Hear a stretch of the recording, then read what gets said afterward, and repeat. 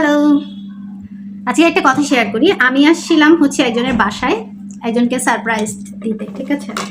এখন সারপ্রাইজ দিতে এসে আমি নিজেই পুরো সারপ্রাইজড হয়ে গেছি। বাসার মধ্যে কেউ নাই, পাশের বাসা থেকে চাবি নিয়ে হচ্ছে বাসায় ঢুকছি। এখন জানি না হচ্ছে ওনারা হচ্ছে কখন আসবে, সেই পর্যন্ত আমি ওয়েট করব। আমি জানি না কপালে কি আছে, বাসার মধ্যে কেউ নাই, আছে আমার আবার একা না থাকতে হয়, আমি ভয়ে আছি। তো যাই হোক, ইয়া ছিল, বাসায় আসছি, আপেল নিয়ে আসছিলাম, তো ওই আপেলগুলাই হচ্ছে এখন কেটে কেটে খাচ্ছি। আমি আসছি মূলত কয়টা বাজে, 8:45 অথবা এরকম টাইমে। এখন দেখা যাক, অনেক মিষ্টি। আমি নিজে অন্যকে সারপ্রাইজ দিতে এসে নিজেই পুরা সারপ্রাইজড হয়ে গেছি।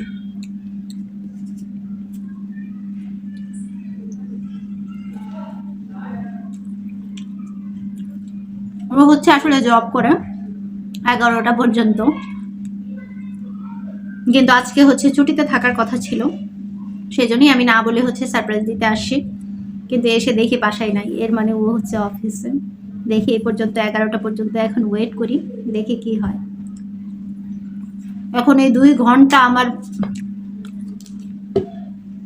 মানে কিভাবে যে টাইম পাস করবো বুঝতেছি না।